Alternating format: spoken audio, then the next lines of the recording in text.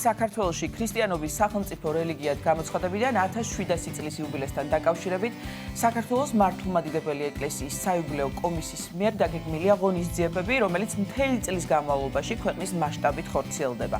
საიუბილეო ღონისძიებების ფარგლებში აჭარაში საზეიმო მსვლელობა გაიმართა, სწორედ აღნიშნულ თემაზე ვისაუბრებთ ჩვენ სტუმართან ერთად. შემოგვიერთდა პროექტის ერთ-ერთი ხელმძღვანელი, ბორჯომისა და ბაკურიანის ეპარქიის წმინდა ილია წინასწარმეტყველის სახელობის ტაძრის წინამძღვარი დეკანოზი იოანე ხეცურიანი. მამა იოანე, დაგლოცეთ, მადლობა ჩვენთან მობრძანებისთვის. მოგესალმებით, ღმერთმა დაგლოცოთ, გილოცავთ და ულოცავ სრულიად საქართველოს დამოუკიდებლობის დღეს. მრავალსა წელსა იყოს სიხარული, ერთობა და სიყვარული ჩვენ სამშობლოში. ამინ. დიდი მადლობა თქვენს გილოცავთ დამოუკიდებლობის დღეს. ასევე 1700 წელი აღინიშნება საქართველოში ქრისტიანობის სახელმწიფო რელიგიად გამოცხადებიდან. ძალიან მნიშვნელოვანი ისტორიული თარიღია, რომელსაც მთელი ერი განსაკუთრებულად ვზეიმობთ. ეს არის მოვლენა, რომელმაც განსაზღვრა ჩვენი ქვეყნის იდენტობა და ამასთან დაკავშირებით ძალიან მნიშვნელოვანი პროექტებია დაგეგმილი, როგორც შესავალში აღვნიშნეთ. ერთ-ერთი ყველაზე მნიშვნელოვანი პროექტი ალბათ რაც არის, ეს არის საზეიმო მსვლელობები, რაზეც ჩვენ ახლა გვინდა რომ ვისაუბროთ. ამ პროექტის ისტორიაზე რამდენიმე სიტყვა რომ გითხრათ და მის მნიშვნელობაზე. საქართველოს ეკლესიის საიუბილეო კომისიის გადაწყვეტილებით, ანუ ლოცვა კურთხევით, დადგინდა მრავალი პროექტი საქართველოს გაქრისტიანების ოფიციალურად სარწმუნოების გამოცხადების 1700 წლის იუბილე, რომელიც აღინიშნება და მრავალი პროექტი დადგინდა. ამ პროექტებს, ესე იგი, ხელმძღვანელობს საქართველოს ეკლესიის მისიისა და ევანგელიზაციის ხელმძღვანელი, განყოფილების ხელმძღვანელი, მაღალყოვლადო სამღვდელოესი, ჭიათურისა და საჩხერის, ბორჯომისა და ბაკურიანის მიტროპოლიტი დანიელი დათუაშვილი. ისტორია ნამდვილად ძალიან დიდი და საინტერესო აქვს ამ საზეიმო მსვლელობებს. უპირველეს ყოვლისა უნდა ვთქვათ, რომ ესეთი დიდი და მასშტაბური მსვლელობა გაიმართა 2000 წელს წმინდა ნინოსა და წმინდა ანდრია პირველწოდებულის გზა, რომელიც 6 თვის მანძილზე მიმდინარეობდა. შემდგომ გაიმართა 2005 წელს ასევე ქრისტეშობის 20 საუკუნოვანი ისტორიის, რომელსაც იუნესკო აღნიშნავდა და რა თქმა უნდა საქართველოს ეკლესიის ხელმძღვანელობით. დასაბამი ამ გზისა კი იყო 1999 წელს, როდესაც უწმინდესი და უნეტარესი პატრიარქი ილია მეორე იმყოფებოდა სამცხე-ჯავახეთში, მან მოინახულა ადგილობრივი მოსახლეობა, შედგა სხვადასხვა მსახურებები და როდესაც დაბრუნდა ამ მოგზაურობიდან, მან მოიწვია მამა დავითი, დღეს მეუფე დანიელი და დაავალა ორგანიზება წმინდა ნინოს გზისა, ამ მსვლელობისა და 1999 წლიდან ეს უწყვეტად მიმდინარეობს და ამ დროს პატრიარქმა თქვა საოცარი სიტყვები. ეს გზა იქნება ვიდრე მეორედ მოსვლამდე.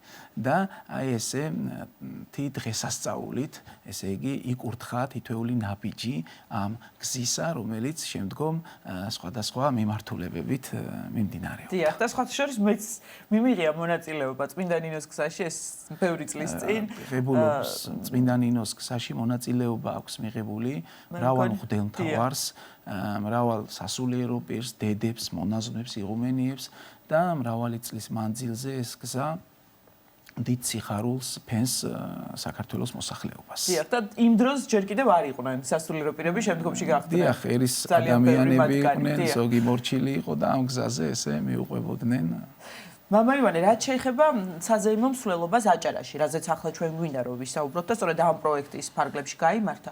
ამაზე რომ მოგვიყვეთ ამასთან დაკავშირებით, აჭარაში კონკრეტულად რა მარშრუტი გაიარეთ, საინტერესოა. დიახ, ოფიციალური, ესე იგი, მზადება ამ ღონისძიებისათვის საქართველოში ქრისტიანობის ოფიციალურად გამოცხადების 1700 წლის თავისათვის მიმდინარეობს ესრეთ ადგილობრივი მღვდელმთავრების ლოცვა კურთხევით მობრძანდება ადამიანები ჩვენთან დედაქალაქში და 3 კურსი იმართება. პირველი ორი კურსი არის ადგილზე საუბარი ამ ისტორიის შესახებ, რაზე ჩვენ ვისაუბრეთ და სხვადასხვა მისიონერული ქმედებებისა და სწავლებებით და ესე იგი შემდგომ ამ ორი კურსის გავლის შემდგომ ადამიანები, როდესაც მიიღებენ ამ ინფორმაციას, ამ მსვლელობასთან დაკავშირებით, მესამე კურსი იმართება უკვე პრაქტიკაში, ანუ ესე იგი ფეხით მსვლელობა არის მცხეთიდან შიომღვიმის მონასტრისაკენ და ამ სამი კურსის შემდგომ მათ ენიჭებათ წოდება მახარობელი.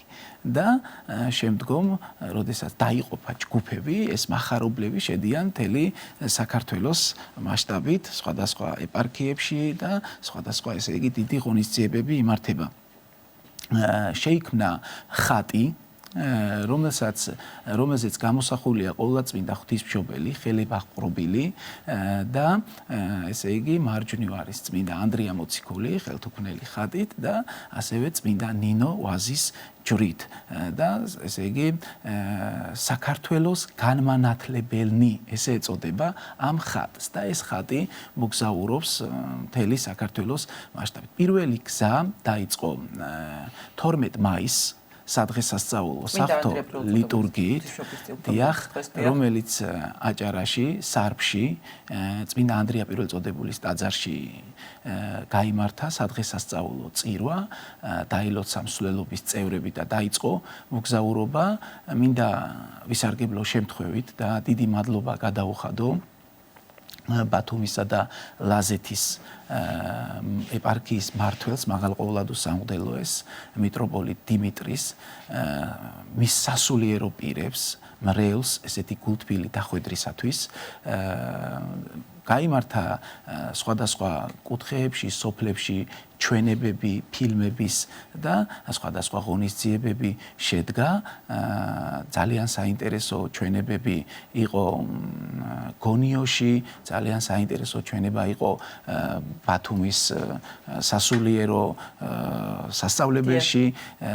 არის ესეთი პროექტი, რომ ფილმების ჩვენება არის, ჩვენი ჯგუფი აღჭურვილია სრული აპარატურით, ჩვენი ესე იგი ამ აპარატურით მივდივართ, რამოდენიმე წუთით ადრე მივა ჯგუფი, რომელიც შექმნილია სპეციალურად ამ პროგრამისათვის და ეს ყველაფერი მოეწყობა, რაშიც ჩვენ ძალიან გვეხმარება, ესე იგი განათლების სამინისტრო. ამ პროექტში ჩართულია სახელმწიფო და მინდა დიდი მადლობა გადაუხადო ყველა მათთაგანს.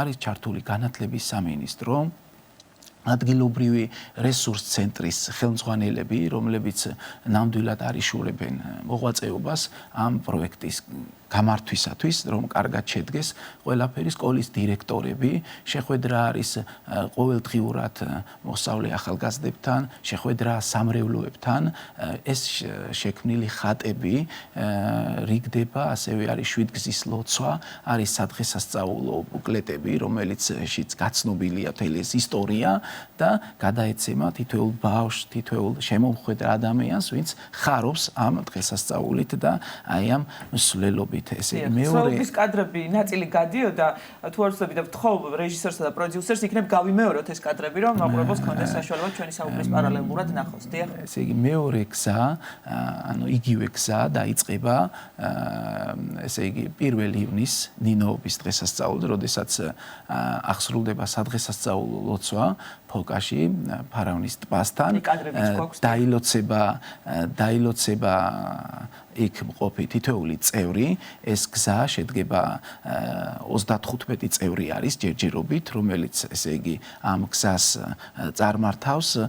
ესე იგი ჩვენ გვეუბნება წმინდა იოანე ოქროპირი ესეც სიტყვებს, რომ ეკლესია მაშინ არის ძლიერი, როცა მორწმუნენი ერთად განან ლოცვაში და სწორედ ეს არის ყოველივე დღესასწაული, ერთად მსვლელობა და ეს მეორე გზა დაიწყება დაახლოებით 35-40 წევრისაგან, რადგან წელს წმინდა ნინოს გზა ეს არის ეს დღესასწაული, რომელიც არის საქართველოში ოფიციალურად ქრისტიანობის გამოცხადების 1700 წლისთავი, მაგრამ ეს გზა იქნება, ესე იგი, მსვლელობა ესეთი გამოცდილი დიდი დღესასწაული 13 ივლისამდე, სვეტიცხოვლობამდე, შემდეგ კი ეს გზა იგივე ფორმატით წავა, როგორც პირველი გზა და როგორ არის, ესე იგი, ეპარქიების შემოსვლა და ესე იგი მოღვაწეობა, მიღება, მონაწილეობა ამ მსვლელობაში 7 ადამიანი მოდის ადგილობრივი მღვდელმთავრის ლოცვა-კურთხევით, ვისაც გავლილი აქვს უკვე ეს კურსები და მახარობლის წოდება აქვს მინიჭებული, აქედან არის 2 სასულიერო პირი, 5 ერის ადამიანი და 1 კვირის მანძილზე ეს ხალხი უძღვება ამ გზას. ძალიან საინტერესო. შემდგომ ერთ კვირაში შეიცვლება ეს და მოდის სხვა ეპარქია.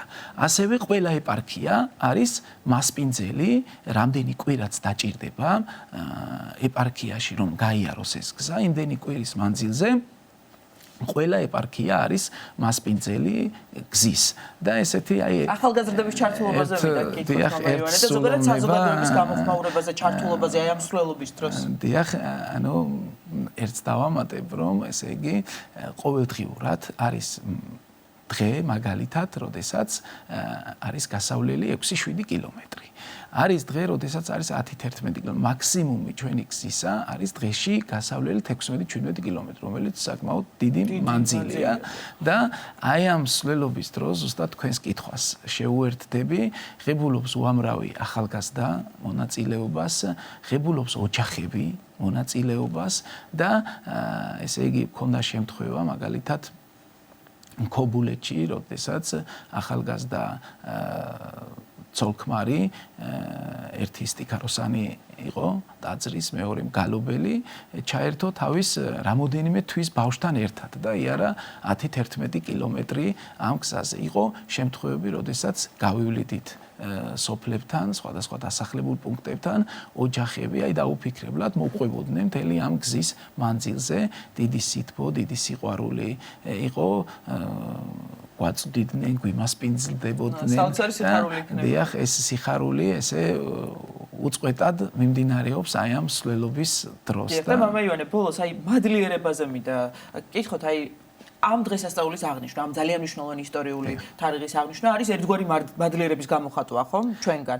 და აი ამას რა მნიშვნელობა აქვს? ეს მსვლელობა მოივლის, ესე იგი, ყველა ქალაქსა და სოფელს. თუ კი პირდაპირ გზა დაუშვათ პროგრამა როგორც არის შედგენილი, რომ მთელი საქართველო გადაიკვეთოს და დაილოცოს, თუ კი რომელიმე სოფელში ვერ შევა ეს გზა, ჩვენ ყველა ეპარქიაში ვტოვებთ ასლებს ამ შექმნილი ხატისა, დიდი ზომის ხატებს, რამდენი ტაძარიც არის. რომ ყველა ტაძარში წაბრძანდეს ეს და ადგილობრივი მღვდელმთავრის ლოცვა-კურთხევით ეს ხატები სასულიერო პირებთან და ბრელთან ერთად მოხდება მსვლელობა და შებრძანდება ყველა სოფელში. ეხლა ამ წუთში მაგალითად ეს ხატი გახლავთ მსვლელობა დღეს შედის ხულოში და მე მინდა ასევე ვისარგებლო მდგომარეობით და დიდი მადლობა გადაუხადო მაღალყოვლადოს სამღვდელოეს სხალთელმთავარ ეპისკოპოს სპირიდონს გულთბილი დახვედრისათვის მის სამივე რაიონში, ესე იგი ყველა რაიონში დგინდება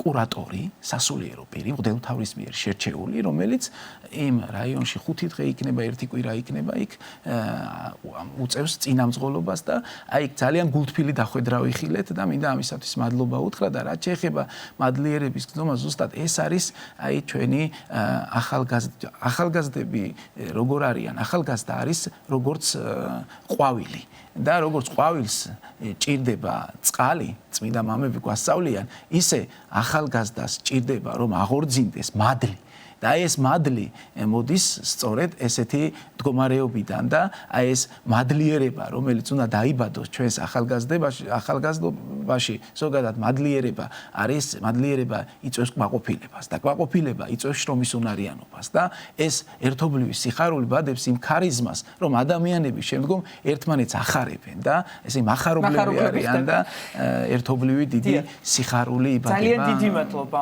მამა ივანე საინტერესო საუბრისთვის. ჩვენ რა თქმა უნდა ამ თემას არაერთხელ დავუბრუნდებით წლის განმავლობაში. პროექტის ავტორი ხელმძღვანელი ბორჯომისა და ბაკურიანის ეპარქიის წმინდა ილია წინასწარმეტყველის სახელობის ტაძრის წინამძღვარი დეკანოზი იოანე ხეცურიანი იყო ჩვენი გადაცემის სტუმარი.